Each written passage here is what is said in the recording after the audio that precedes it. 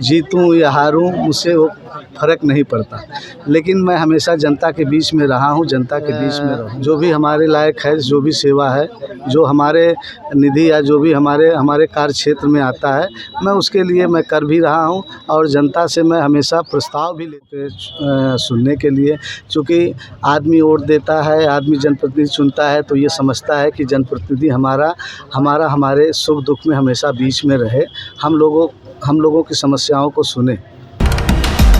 आप देख रहे हैं जीएस न्यूज़ 24। मैं हूं चंद्रशेखर मौर्य। बता दें कि इस समय आजमगढ़ जनपद के पलथी ग्राम सभा में हैं और यहां पर ग्रामीणों ने जनता दरबार लगाया था।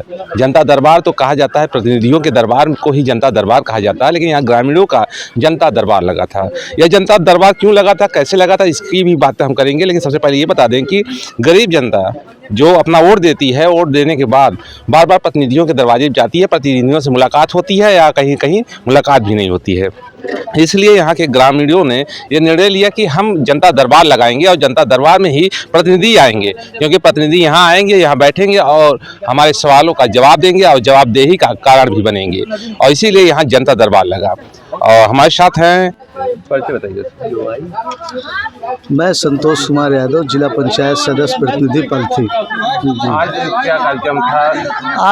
आज कार्यक्रम पलथी ये शंकर जी मंदिर पे जो है, आज जन सुनवाई के लिए एक डेट रखी गई थी कि आज जो है डेट का निर्धारित किया जाएगा कि आज इसके बाद जो भी डेट रखी जाएगी, जनता की जो भी समस्याएं हैं, जो भी परेशानी है, उसको निराकरण किया जाएगा। जबकि उसमें आज जो है आजमगढ़ सदर के सांसद धर्मेंद्र यादव जी का भी आना था और लालगंज के सांसद दरोगा प्रसाद सरोज जी और हमारे क्षेत्रीय विधायक दीदारगंज विधायक कमलाकांत राजभर जी का भी आना था और ब्लॉक प्रमुख जी का भी यहाँ आना था, मृगांक यादव जी का, और मेरा भी आना था। तो हम तो यहाँ चूँकि उपस्थित थे, चूँकि आज ज़िले पे मीटिंग थी, तो कुछ कारणवश जो बड़े नेता हैं वो आ नहीं पाए। और चूँकि मुझे अपने जनता से बड़ा प्यार है, बड़ा स्नेह है, मैं चुनाव जीतूं या हारूं मुझसे वो फ़र्क नहीं पड़ता, लेकिन मैं हमेशा जनता के बीच में रहा हूं, जनता के बीच में रहूंगा। चाहे कोई सुख हो दुख हो, मैं हमेशा उपस्थित रहता हूं अपनी जनता के बीच में। तो आज जो है, आज एक डेट निर्धारित की गई है कि 8 मार्च को सभी जनप्रतिनिधि उपस्थित रहेंगे और उपस्थित होने के बाद जनता की जो भी समस्याएं हैं, जो भी परेशानी है, उसका सलूशन निकाला जाएगा, उस पर कार्य किया जाएगा।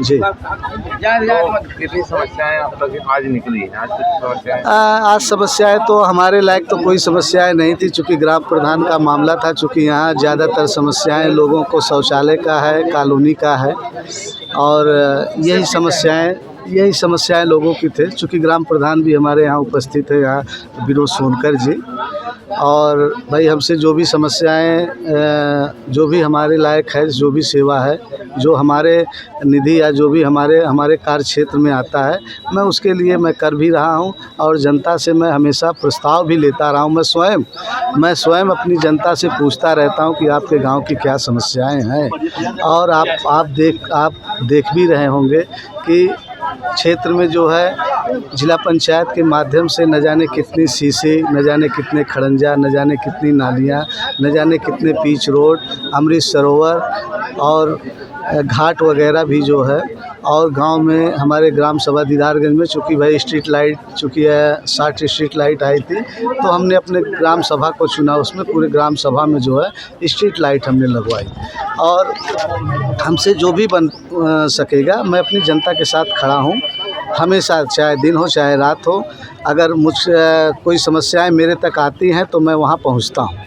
तो ये जो कार्यक्रम था सर जी, इस कार्यक्रम से कितना लाभ मिलेगा यहाँ? लाभ तो देखिए अब जनप्रतिनिधि के ऊपर है, वो जनप्रतिनिधि कितना उस बात को अमल करता है, ठीक है। और नेक्स्ट टाइम जो 8 तारीख मतलब 8 मार्च को डेट निर्धारित किया गया है, उस पे काम किया जाएगा। यदि ये हो जाए कि जैसे कुछ जनप्रतिनिधि जी बार बार नहीं आए जी बुलाने पे, जी। और ये कार्यक्रम एक गांव स्तर पर रहे, तो फिर क्या होना चाहिए? नहीं देखिए, ऐसा है, जनप्रतिनिधि को तो आना चाहिए, चूँकि जनप्रतिनिधि इसीलिए होते हैं चूँकि जनता की समस्याओं के सुनने के लिए। चूँकि आदमी वोट देता है, आदमी जनप्रतिनिधि चुनता है तो ये समझता है कि जनप्रतिनिधि हमारे सुख दुख में हमेशा बीच में रहे, हम लोगों की समस्याओं को सुने। और ये हमें लग रहा है कि भविष्य में पहली बार ऐसा हुआ है कि जनप्रतिनिधि जो है सबसे पहले आई, जनता बाद में आई। आज की जो स्थिति है, जी। मैं पहले आया हूँ यहाँ। अच्छा अच्छा। 1 घंटा पहले मैं यहाँ आ गया हूँ। जी जी चलें, ठीक है। बहुत। और मैं अपनी देवदूत जनता को जो है मैं बहुत हार्दिक बधाई एवं शुभकामनाएं देता हूँ। मैं हमेशा आपके साथ था, मैं हमेशा आपके साथ हूँ। हर सुख दुख में संतोष यादव आपके साथ खड़े हैं। समस्याएं चाहे जो हो, मैं आप लोगों के साथ खड़ा हूँ। पुरानी वीडियो में आपने सुना ही होगा, क्या नाम है? मनोज कुमार यादव पलथी के निवासी हैं। जी। आज यह कार्यक्रम भाई पन्नालाल के द्वारा आयोजित किया गया, बहुत बढ़िया कार्यक्रम रहा। जैसे कि आप सभी को जानकारी होनी चाहिए कि आज़ाद देश में लोकतंत्र है, तो पहले हम जमींदारों के दरबार में जाते थे।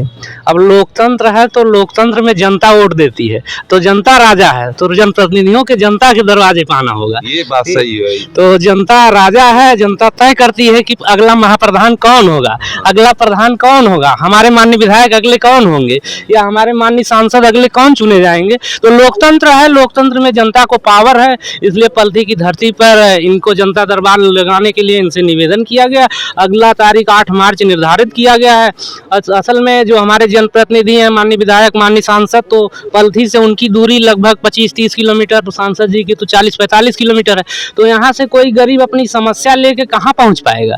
तो अगर यहाँ पलथी विद्यालय पर, प्राथमिक विद्यालय पर हमारे नौजवान साथियों के द्वारा बुलाया जाता है, निर्धारित तिथि पर यदि प्रतिनिधिगण उपस्थित होते हैं, हमारे जनप्रतिनिधिगण, तो निश्चित रूप से क्षेत्र की तस्वीर और तकदीर बदलेगी। इसमें नौजवानों का बहुत। एक सवाल, नेता यदि भागता रहे कि भैया हमारे पास समय नहीं, हमारी ये मीटिंग वो मीटिंग, तो फिर क्या?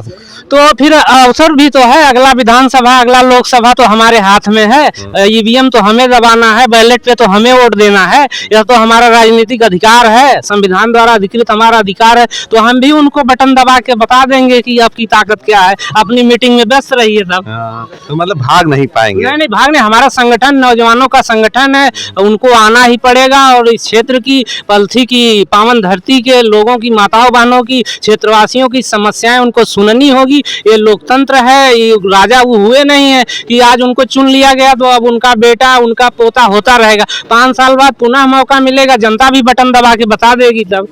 यही है, उनको आना पड़ेगा पलथी की धरती पर, लोगों की समस्याएं सुनना। फायदा होने वाला है? फायदा निश्चित रूप से होगा। हमारे नौजवान जिस रूप से लगे हैं, जिस संघर्ष के साथ प्रयास कर रहे हैं, तो सांसद जी, विधायक जी यदि आते हैं तो जितनी भी समस्याएं होंगी, अगर वहां पहुंचती है उनके पास, जितना हो सकता है प्रयास करेंगे वो लोग समाधान करने के लिए। बदलाव तो होगा ही। हाँ, निश्चित रूप से बदलाव होगा। अगर नौजवानों ने अगड़ाई लिया है तो बदलाव होगा निश्चित रूप से। तो अगली कड़ी में मिलेंगे, तब तक के लिए नमस्कार।